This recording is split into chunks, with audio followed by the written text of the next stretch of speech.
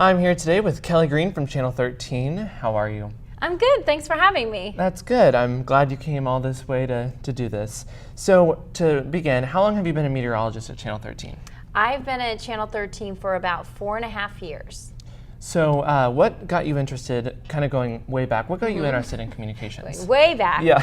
Yeah. So I actually had a passion for theater and also for broadcasting in general. And so I actually, when I first started school, I was a double major, and I still graduated with a double major in theater and telecommunications. So I loved both mediums, but I just really decided that I could do some stuff, maybe more behind the scenes, and I did some of that, and then I eventually got into radio when I first got out of college. So I started in radio broadcasting because I love music and really just had a passion for that to start off with. So what got you interested into the weather in the first place? I'd always loved the weather, and when I was a kid, when we had, science fair projects, I did some science fair projects to start off with. I did a wind vane, and then I did an anemometer, I did a hygrometer. So every year I was doing something weather related in the science fair. So I had an interest, but I really didn't pick it up until later on in life. It's interesting there, because I'm thinking back to my science fair when I had a science fair, and I didn't do weather because we worked with partners, but I have always been, I remember my aunt bought me a big book of weather facts and stuff that I look back to.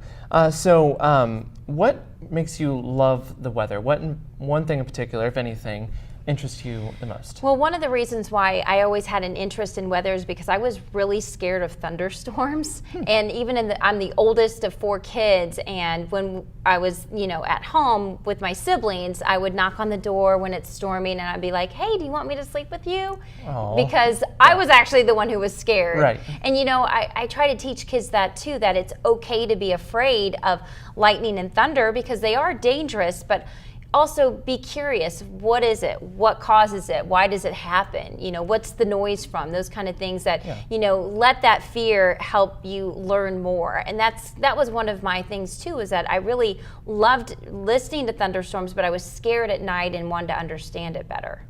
That's interesting though, because I'm a little scared of thunderstorms too. So it is interesting to kind of look into that kind of stuff. So you're on TV quite often. So what would you say is the easiest and hardest part about being on TV?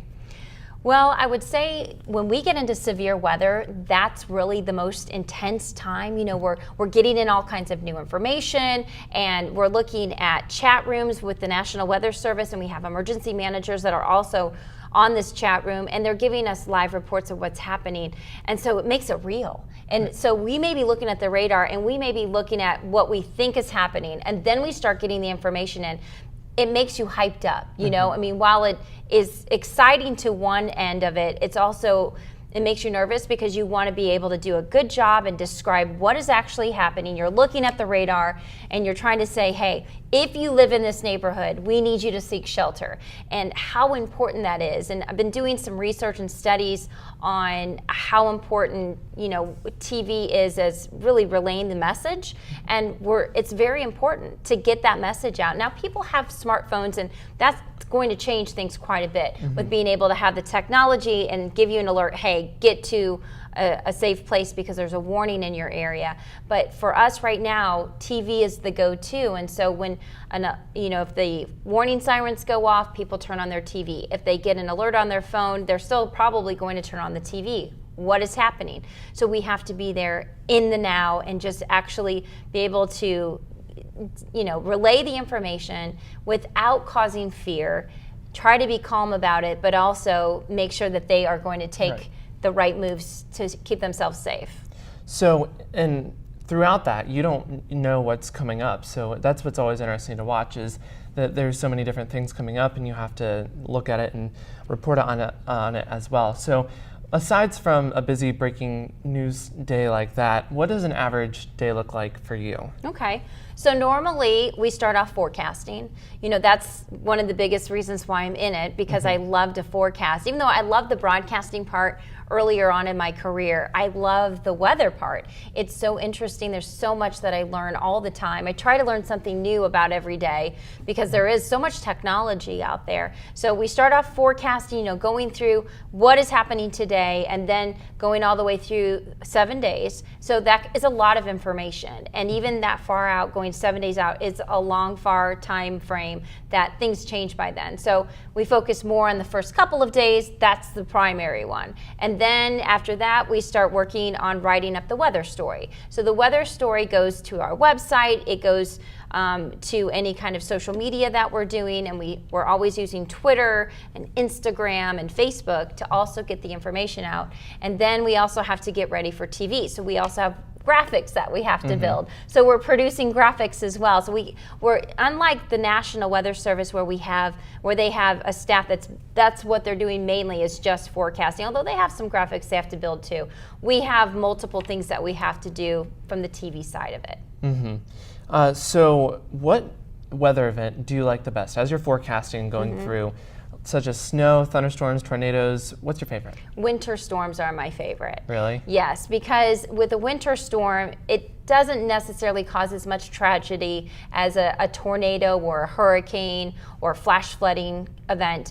It's the winter storm, and we have one happening right now where it's just kind of training over the same area over and over again along this warm front that's stalled out. So it's interesting to watch the event because it's a slow mover. You can give people enough time to make their plans, and then they can just hunker down at home normally. So it's not as much of a risk event for people, but it also is interesting to watch it evolve because it is a long time frame. It doesn't just blow through.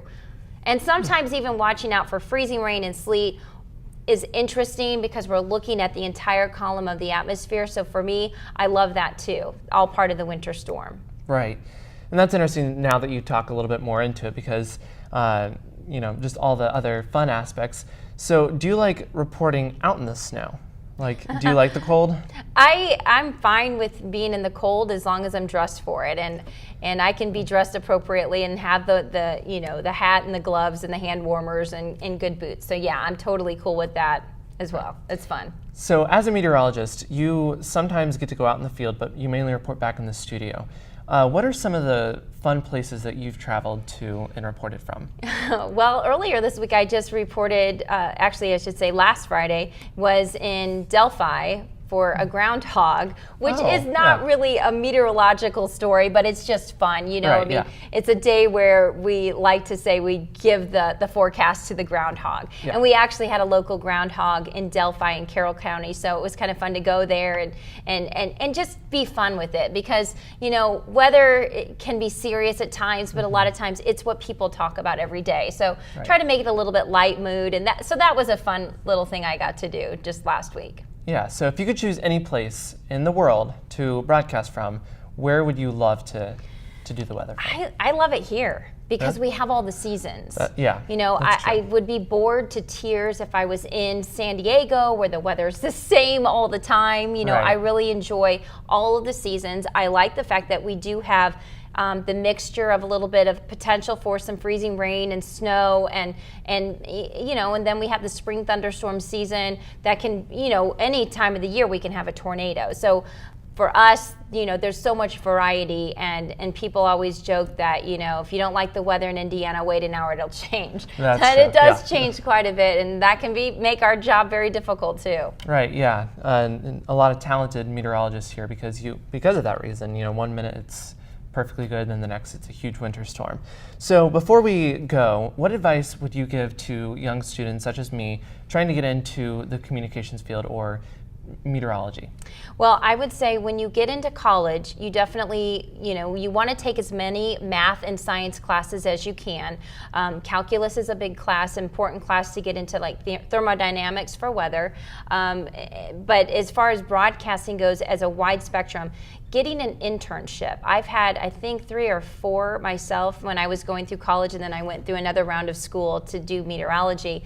I did those interns, and I will tell you that I actually got a job because somebody that I interned with made a phone call for me. And that is huge. Making those networking contacts, making friends with people. And when you do the internship, get in there and actually do work. Ask them, I want to follow you. Let me shadow you, and really get your hands in there and figure out if you want to do it. You might get in there and be like, oh gosh, this really isn't for me. And that's okay too. But you'd rather find that out than go through all of school, get the degree, get the job, and go, wow, this isn't for me. But internships, those are huge, and I can't stress that enough, is getting in there. And a lot of places don't allow you to get an internship till your senior year in college. But if you can find some, they are there. Even radio, if you're in broadcasting, and that's a great place to intern as well. Right. Well, thank you very much for stopping in. I appreciate it. Thanks, Matthew. Thank you. Hi, I'm Matt Haggard here with my mom, Beth Haggard, and today we're joined by Kevin Freeman from WFMS. How are you, Kevin? I'm great, Matt. Thanks for having us today. Yeah, no problem. Thank you for having me. So, what is your job here at WFMS? I do the morning show on WFMS. I'm a part of a 3-person team. There's Jim Denny, Deborah Honeycutt, and myself. I've been doing this for 28 years, getting up at 2 o'clock in the morning for 28 years. But my job, the worst part of my job, honestly, Matt, is the alarm clock. Once the alarm clock goes off and I get up, I play music and tell funny stories on the air. Like, that's really a job. So right. I love it. It's easy. Yeah, it seems like that would be the hardest part is the alarm, because I know, I mean, maybe because I'm a teenager, but I know it's definitely hard for me, so I can't imagine every morning at like 2 a.m. You said. 2 o'clock. It's just crazy, but I guess you get used to it. So, what do you do in this capacity besides hosting? Okay, I get here early in the morning. I also host a show on Westwood One, which is a classic country show. So I record that show before we do our indie show. About an hour before our indie show, though, our job is to just go through the headlines, see what's making news overnight. If it's weather, if it's some news story we have to deal with, then we make sure we're aware of that so we can talk about it with some knowledge on the air. Then our job is to play the music and, more importantly, play the commercials, because that's how I get paid. Right. So make sure the commercials get aired and they're scheduled in the right order. Some advertisers want their commercials to run in the 6 o'clock hour, maybe the 7 o'clock hour, maybe the 8 o'clock hour, or all three, and we have to make sure they're scheduled properly. So, as a child, did you dream of doing this? I did. I really did. And I can go back to, I was in elementary school, and I had a chance to tour the Greenfield radio station, WSMJ. And I walked in that building, and at that point I knew I wanted to be a DJ, because I thought, someone will pay you to play music on the radio and talk? I want that job. Yeah. And then I had a chance to tour an Indianapolis radio station just a few months later, and I kind of just reaffirmed the fact that I wanted to be a DJ. So yeah, from about elementary school on, I knew that's what I wanted to do. And I would tell my friends, they all want to be firefighters or doctors or lawyers or something. I wanted to be a DJ. It's what I wanted to do, yeah. And it's a fun job, of course, because like you said, you get to sit and have fun with people and all that kind of stuff. So besides you taking a tour and getting interested in that, did anyone influence you in this field? Several people. One was Tim Renshaw. He was on the radio in Greenfield, and he was the one that gave me the tour, and I thought that was just awesome. Then there were, as I went into high school, we had a high school radio station. We had a chance to talk to other broadcasters who were working in the field at the time, and there were a number of those that we got to do a tour, not unlike what you're doing with these videos, and talking to people who were in the field, and they would encourage me what school to go to, what classes to take, how to do a resume, how to put together a demo tape. So yeah, there was a handful of people that really helped me out with that. Right. So when did you start getting interested in this again? So in high school, we had a high school radio station. Okay. Yep. So that was in the late 70s, early 80s.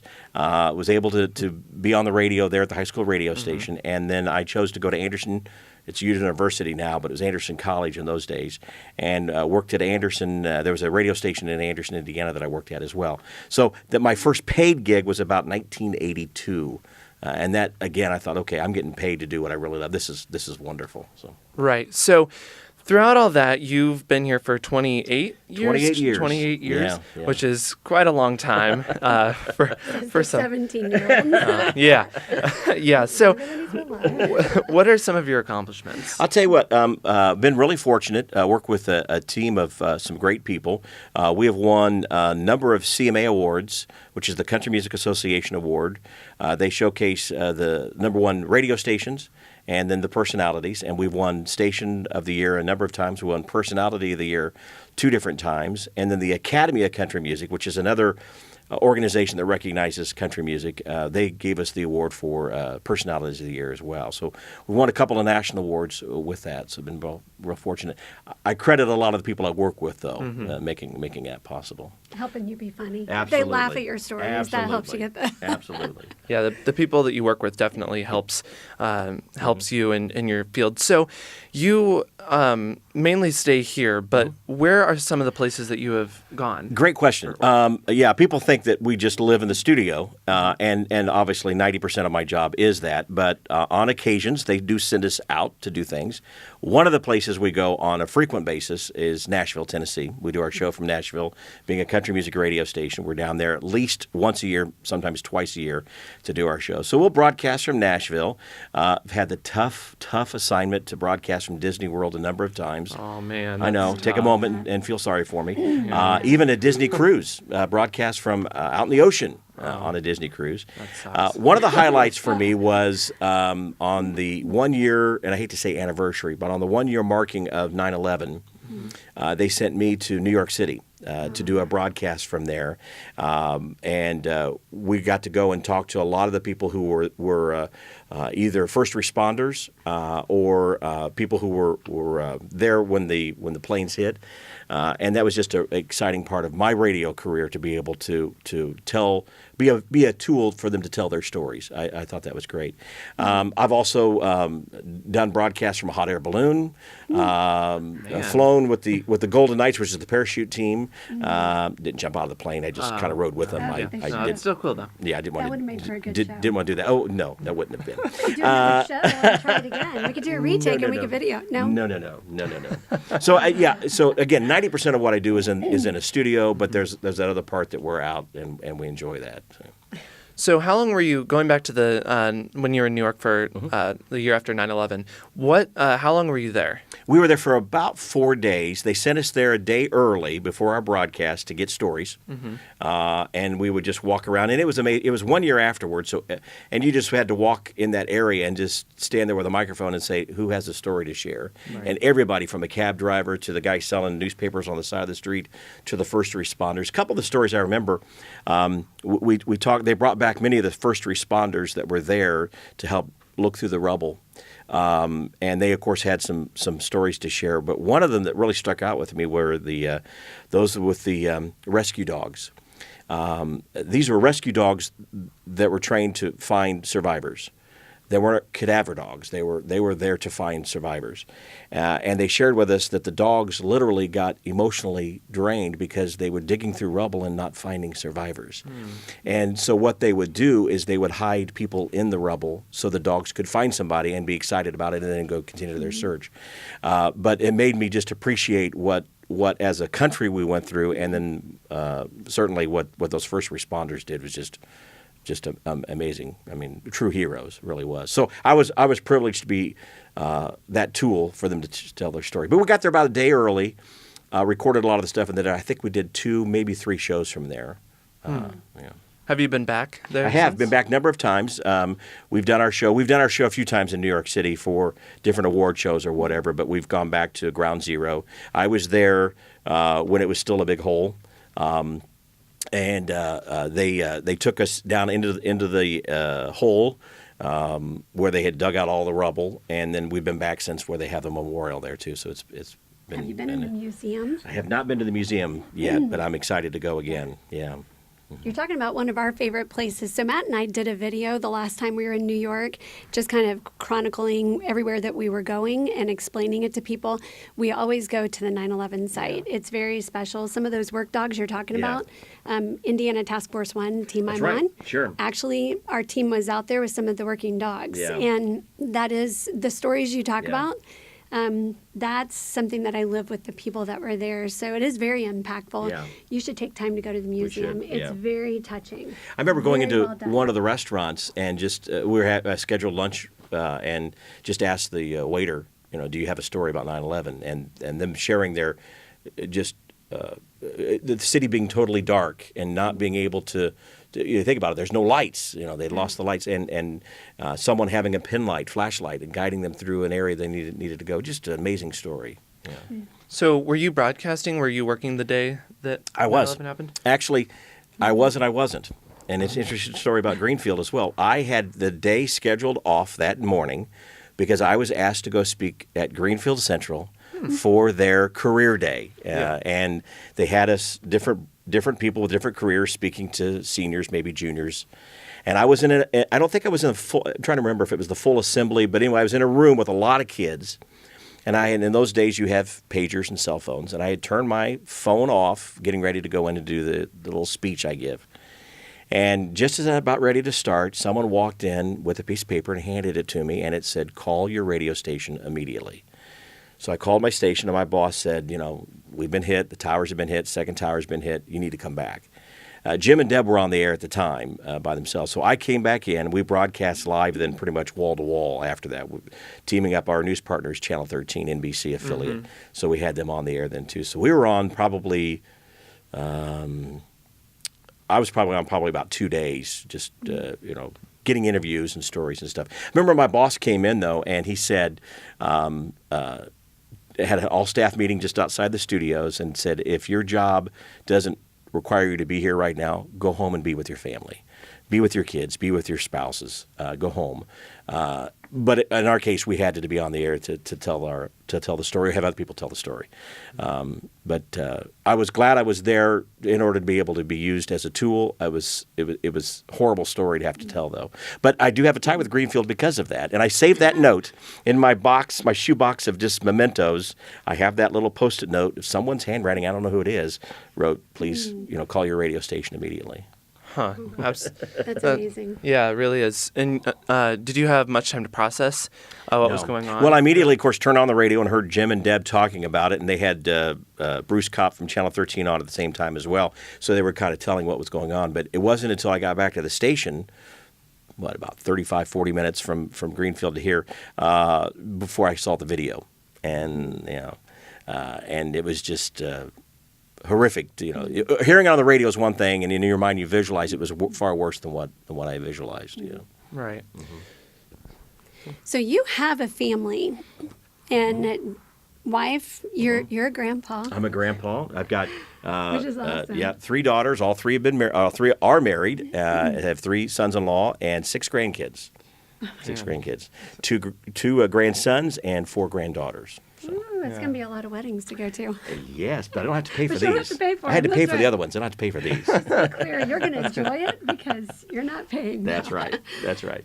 So I know with the job that I do, which is crazy hours, not quite like yours, but similar in a way. I mean, Yeah. with the kids, it was very different. They had a different life, but it was the life that they knew. What about your kids? Did you miss a lot Yeah. of what they did growing up? Absolutely, yeah. Early on, get up at 2 in the morning, so I'm going to bed at 8, 9 o'clock at night. Early on, when the kids were young, I went to bed when they went to bed. That wasn't the case as they got older. And then all the girls played sports, there were activities after school. I would just make that sacrifice and not get more than 3 or 4 hours of sleep that night. But that was important for me to be with my kids. But yeah, they grew up thinking all dads kind of came home and took a nap during the day. That's what dads do, They also grew up thinking all dads were on the radio. They didn't think that was a big deal, they didn't big deal. They didn't think you were cool. No, not at all. So you can say, really, you followed your dream and you did something. You've had an amazing long-running career so far, but there were sacrifices, not just in getting there, but to live that dream. But the sacrifices are not just for you.